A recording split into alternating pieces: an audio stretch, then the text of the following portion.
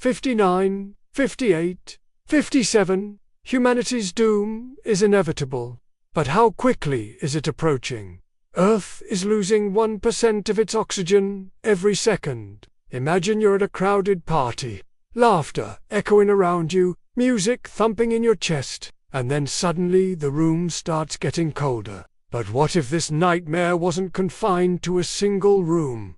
What if it was happening everywhere, all at once? And among these gases, oxygen stands out as the lifeblood of humanity. It's the element that sustains us, fuels our activities, and allows us to thrive. What if Earth itself was losing 1% of its precious oxygen supply every second? You feel a hand gripping your arm. You turn to see your friends, face ashen, eyes wide with fear. But now in the sky, birds are dropping like stones, their wings beating frantically in a futile attempt to stay aloft. Fish leap from the surface of the water, gasping for air. 56 seconds left, and then it hits you. The air grows thin.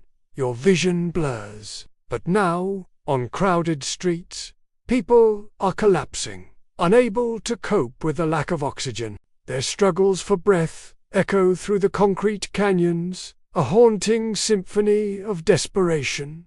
53 seconds left. But now, within these factories, machines are grinding to a halt, their gears jamming, their motors failing. The wheels of industry, once symbols of progress, are coming to a shuddering stop. 51 seconds left. The world, as they know it, is on the brink of annihilation. The sky turns darker as the sun's rays struggle to penetrate the dense, oxygen-starved atmosphere. Buildings, once symbols of human achievement, start to crumble as the air pressure outside. Windows shatter, walls buckle, and entire skyscrapers begin to disintegrate. The Earth's atmosphere is a delicate balance of gases held together by immense pressure. Fish float listlessly on the surface, their vibrant colors drained of life. Bubbles rise from the depths, a silent testament to the suffocation happening below.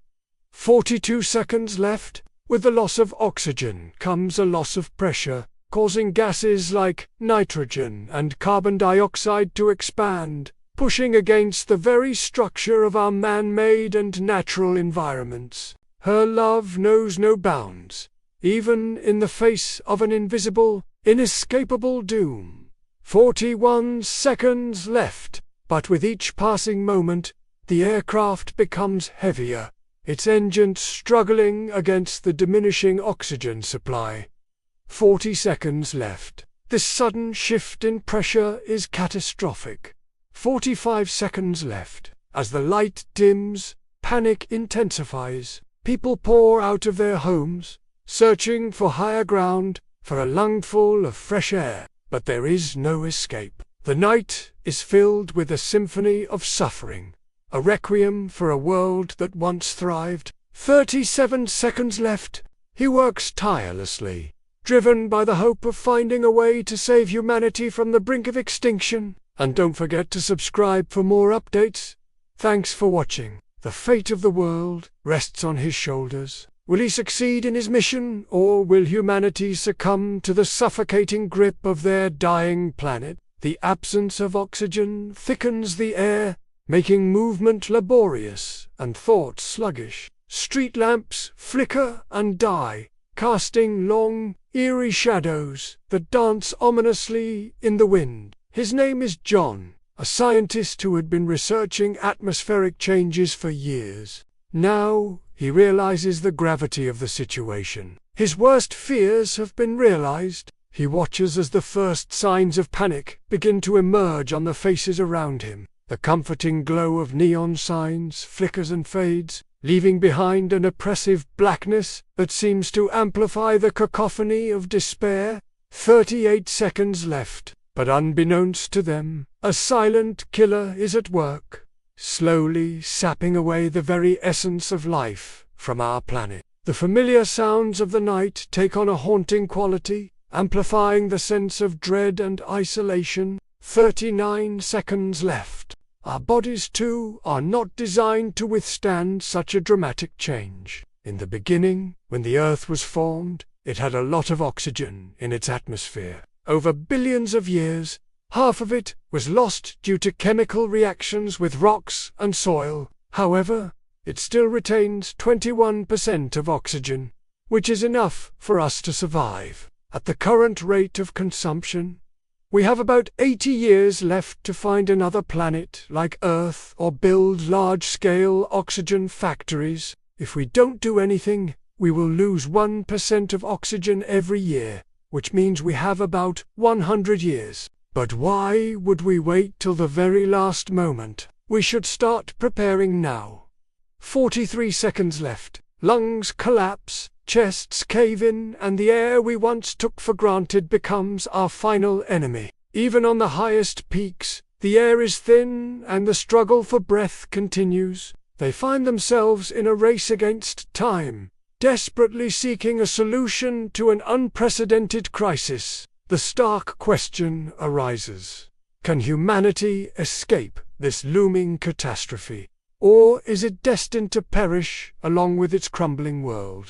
But now the trees are on fire, massive infernos erupting among the dry leaves and branches. But now the vibrant corals are dying, their colors fading as the oxygen in the water disappears. Beneath the waves, marine life is collapsing, suffocating in the very water that has sustained them for millennia. 54 seconds left, but now the crops are wilting, their leaves curling, their roots drying up. The very fields that have provided for us are withering away. 50 seconds left. The fires spread rapidly, fanned by the wind, creating a scene of apocalyptic proportions. 55 seconds left. You roll down your window, hoping for a quick fix, but each breath becomes a struggle. People start honking their horns, but their anger is cut short by a sudden giddiness. Their voices become weaker, their movements slower. 58 seconds left. But now, inside those very homes, loved ones are bidding their final farewells, their voices heavy with the knowledge that time is running out.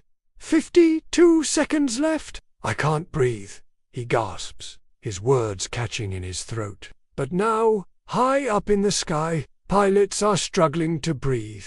Their vision tunnels, their muscles weaken. The sleek machines they control start to sputter, their engines failing. One by one, the planes start losing altitude, plummeting toward the Earth, not because of mechanical failure, but because of a failure of the very air that sustains them. With no oxygen, the marvels of modern engineering are reduced to piles of scrap metal. 57 seconds left. What if the oxygen we so carelessly squandered started to diminish right before our eyes?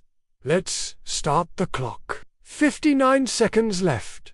The jovial atmosphere turns icy in a flash. People begin to panic, clawing at their necks, desperate for air. As seconds tick by, more and more people collapse, succumbing to the invisible threat that's stealing away their very life essence. The ground beneath our feet, the air we breathe, the water we drink, they all depend on a delicate balance of gases that make up our planet's atmosphere. But what if that very life support system began to fail? Picture this: you're in your car stuck in traffic, the engine idling, the heater blowing. On a clear blue sky, thousands of airplanes are cruising high above the clouds, connecting cities and countries across continents. Birds soar effortlessly through the skies, their wings catching the wind, their eyes sharp and keen. A forest stands tall and proud, a testament to the power of nature. Underwater coral reefs teem with life, a kaleidoscope of colors and shapes. In bustling cities, people go about their daily lives, oblivious to the danger lurking in the very air they breathe. In quiet homes, families gather, sharing meals and laughter, their lives seemingly unaffected by the ticking clock. Countless factories stand as symbols of human ingenuity, churning out products that sustain our modern world. On vast farms, crops sway in the breeze, promising a bountiful harvest, sustenance for a hungry world. As the clock ticks relentlessly, a chilling realization dawns on humanity. Earth is losing 1% of its oxygen every second. With each passing moment, the pressure exerted by the atmosphere decreases. As the air pressure equalizes, structures aren't the only things that implode. Amidst the chaos, a lone narrator emerges, his voice echoing the grim reality of the situation. The ocean, once teeming with life, is now a graveyard of sorts. On a lonely street, a mother clutches her child close,